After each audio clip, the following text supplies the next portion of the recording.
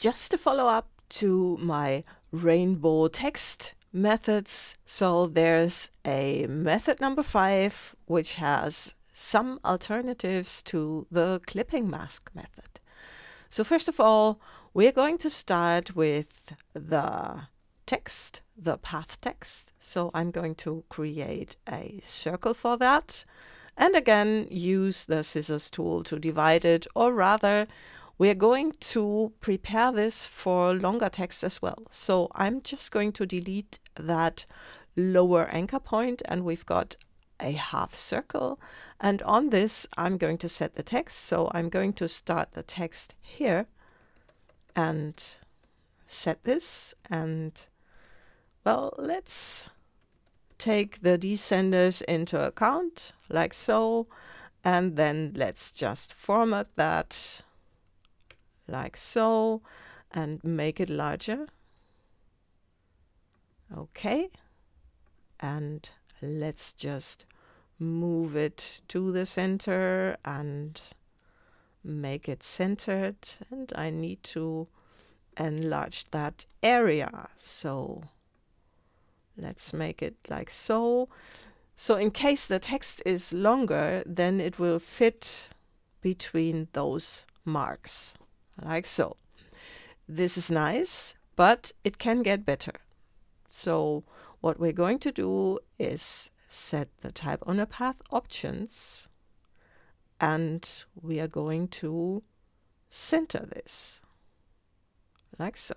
So the text is centered on that path, which is kind of nice. So we need another one of these paths. So I'm going to take the direct selection tool, press the Alt key, so I get the group selection tool and click on that path. So I'm going to copy the path and paste it in front.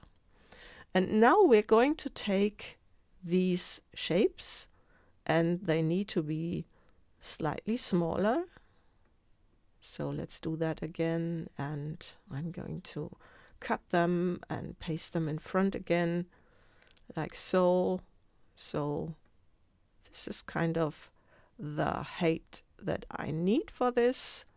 And then let's take the brushes panel, drag it in there and make an art brush, like so.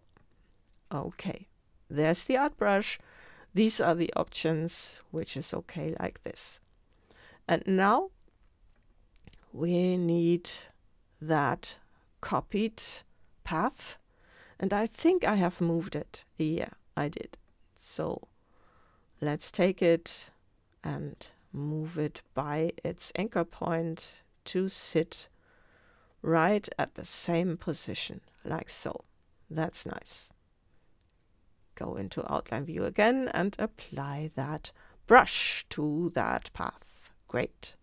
So we see this is kind of not large enough, and let's move this to the side. So the brush and the text don't quite fit. So the centering of the text didn't work out as I wanted it to do. So this would need some adjustment to get. So it's kind of difficult to move the brush around this. So what we're going to do is take the rectangle tool, and then let's draw this kind of rectangle like so, and apply no stroke and no fill to it, just like so.